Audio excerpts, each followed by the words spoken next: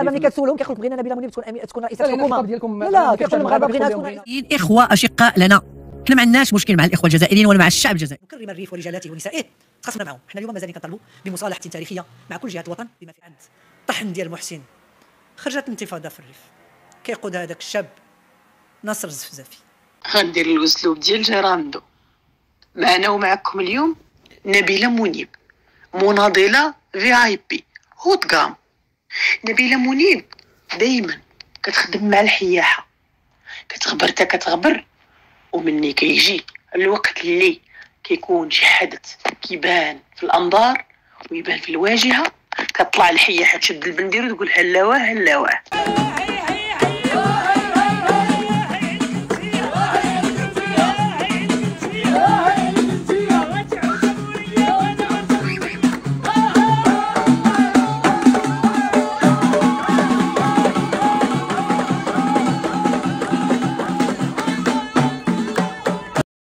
نبيله منيب من ذاك النوع.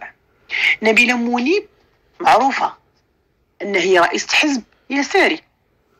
حزب يساري فيما كانت شي حاجه عندها علاقه بالتوجه الديني هي غدا مع القطيع الثاني، ولكن كتهضر على الارث وكتهضر على الملكيه الدستوريه البرلمانيه، وفي نفس الوقت كتدافع على قضيه مقدسه ديال قضيه الارض وقضيه فلسطينيه. تصوروا ان نبيله منيب فيما كان شي حاجه عكس التيار وضد السياسيين المغاربه والتوجه والرؤيه الملكيه هي ضدها. نبيله منيب كنعتبرها انا وحده من الناس اللي كتبغي تبرز صوتها وصوت الحق، نصرة المظلومين. المواقف لا. شنو قدمت نبيله منيب للقضيه الفلسطينيه؟ وشنو قدمت نبيله منيب المعتقلين الريف؟ وشنو قدمت نبيله منيب للقضايا وطنيه؟ وشنو قدمت نبيله منيب كحزب يساري مغربي او كأول رئيسه عندها مقعد برلماني؟ اشنو دارت للجهه ديالها؟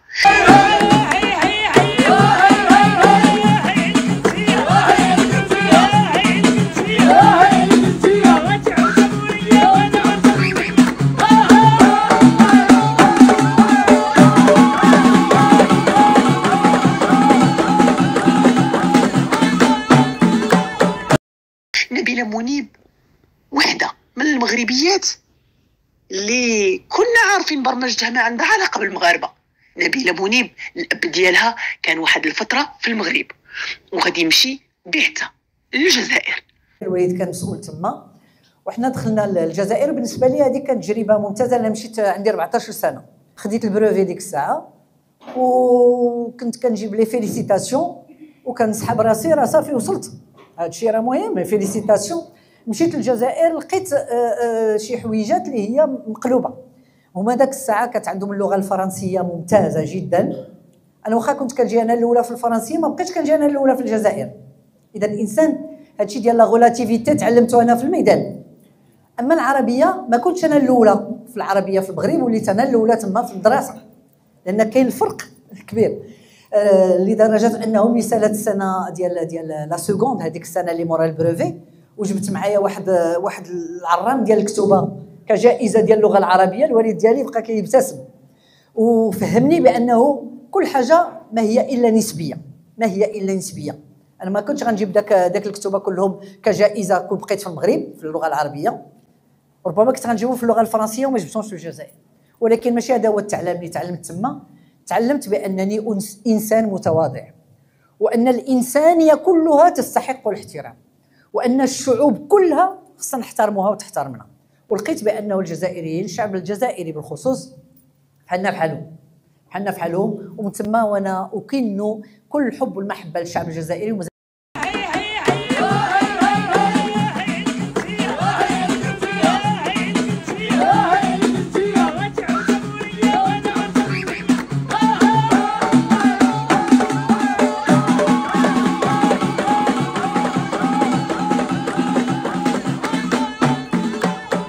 باش تكمل نبيله منيب الاعدادي والثانوي في الجزائر وتبرمج مع الجزائريين بنفس البرمجه، وتقرا في الكتب ديالهم والمناهج ديالهم. وكانت وحده فرانكوفون. ملي كنقولوا فرانكوفون يعني هي كتميل للثقافه الفرنسيه وكتبان من لاكريم هذا المجتمع. الا شفنا غير لي فيست ولي طايور اللي كتلبس نبيله بوليب غنشوفوا قداش مسكينه كتحس بالفقير. شفنا غير الماكن ولي طالون ديال إف سان لورون والبراندات اللي كتلبس نبيله منيب غنعرفوا قداش هي كتحس بالفقير وبالدرويش. نبيله منيب فيما كتكون شي مناسبه خاصه دير داك الاشارب ولا داك الشال ديال نصره القضيه والقوميه العربيه. بما انها حزب يساري، عمرني شفت حزب يساري كيهضر على قضيه مقدسه او كيهضر على ما هو ديني. كلشي تخلط وتجلط في المغرب. انا ما كنبغيش نهضر في السياسه وما سوقيش في الامور السياسيه، خصوصا ما هو داخلي. علاش؟ كنحس براسي ما عنديش وضوح للرؤيه او كيف تدار البلاد بالضبط من الداخل، خصوصا ما يديروا السياسيين. وما عندي ثقه في حتى حزب سياسي ولا منتميه، وكنآمن فقط بثلاثه ثوابت: هي الله، الوطن، الملك. نبيله منيب كل ما كان البنادر والخراشش والزغاريت والطباله طلع تقول انا هي كبيره الحياحه.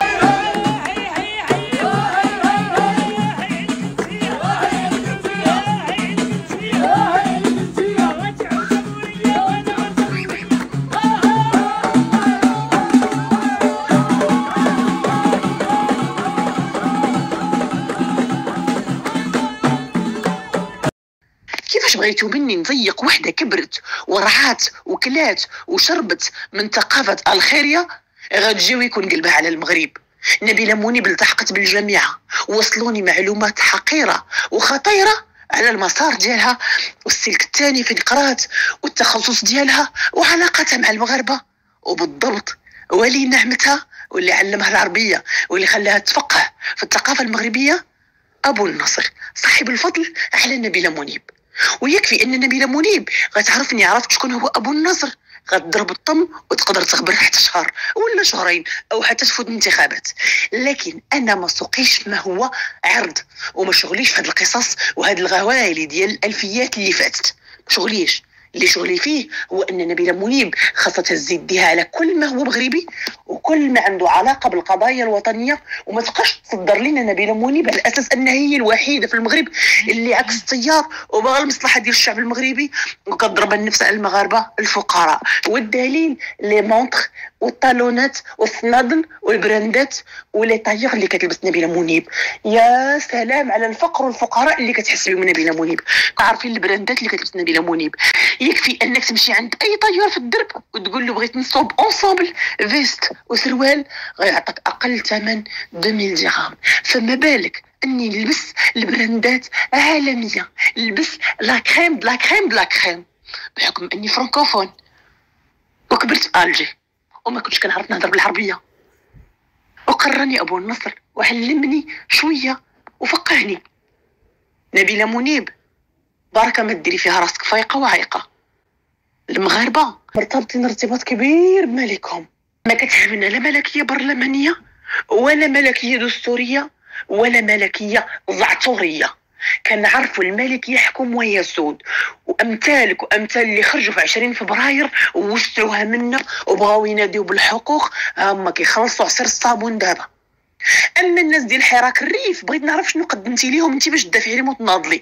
يكفي موقع اليوم الناصر الزفزافي، شفنا بالصح ذراعه الحقوق في المغرب مهريه وواسعه، وشفنا كيفاش ناصر الزفزافي كيديه الامن الوطني واداره السجون حتى لباب دارو باش يحضر لجنازه الاب ديالو الله يرحمه.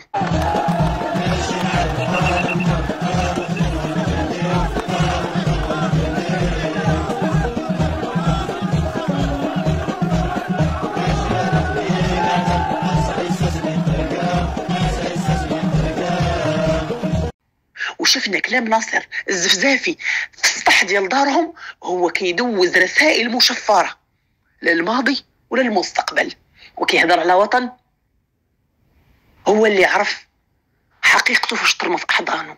وباش كنعرفوا حق وباش كنعرفوا قيمه الوطن هو فاش كنكونوا في الحبس، وباش كنعرفوا قيمه الحريه هي مني كنتحربوا منها. نبيله منيب سلمي على ابو النصر وخلي عليك شغل البلاد وخليك في البراندات وفي الزازو اللي بتيت كوب وبعدي على ما هو مغربي. بغيتي تاخدي كرسي في البرلمان طلعي تناضلي وتحيحي مع الحياحه يا مرحبا. لكن باش طلعي عكس التيار وعكس الرؤية الملكية وانت ضد كذا وضد كذا غير باش تبيني لنا انك تستحقين، سبقوا قبال منك كذبوا وبكاو ووعدوا المغاربة انه لما عطاهمش الفلوس وعطاهمش الدعم يضربوهم بالحجر، ودابا راهم كيتبردوا علينا في البرلمان. نبيلة منيب، المغرب كبير عليك وعلى امتاك، وانا في بالي انك انت صاحبة مقولة حنا خاوة خاوة. ما كايناش خاوة بيني وبين انسان صفاها الخويا بالدم، ما بينيش وبين اللي خلى الجثث ديال ولاد بلادي مرميين في لامورغ شهورة، بين اللي خلى ولد بلادي تلف في البحر قابع في السجون سنين حتى خرج بالباسبور ديال دولة ثانية. خاوة نبيلة منيب، ما رضعتي وما شربتي وما كليتي من عند جيراننا ما غيشفعش لك تجي تناضلي بسميتي انا كمغربيه. اما صحاب التعليقات اللي كيقولوا لي ما توصليش ليها وما ديريش ليها، الدار ليكم.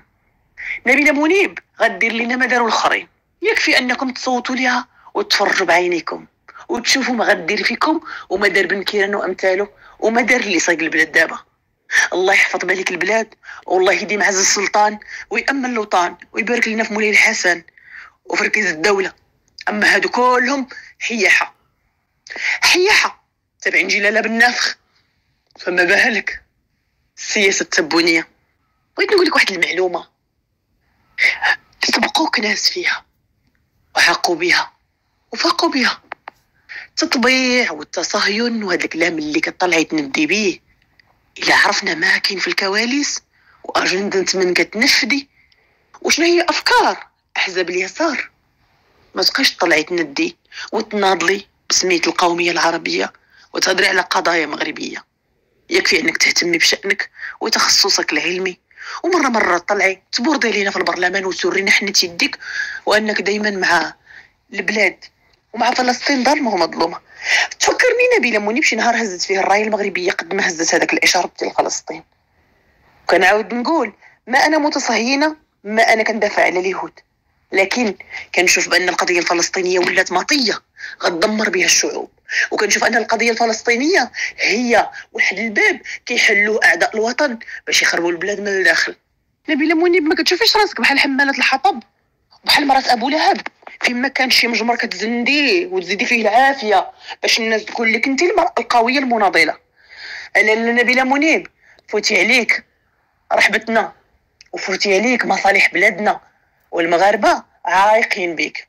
يكفي بعض القطيع اللي كيسحب ليهم انك لابسه رداء النضال والدفاع على القضيه وان قلبك علينا وعينك فينا، لكن يكفي انهم يصوتوا لك وتورينا حنا يدينا. يا حمالة الحطب، بلا بذكرياتك في الجامعه مع استاذك ابو النصر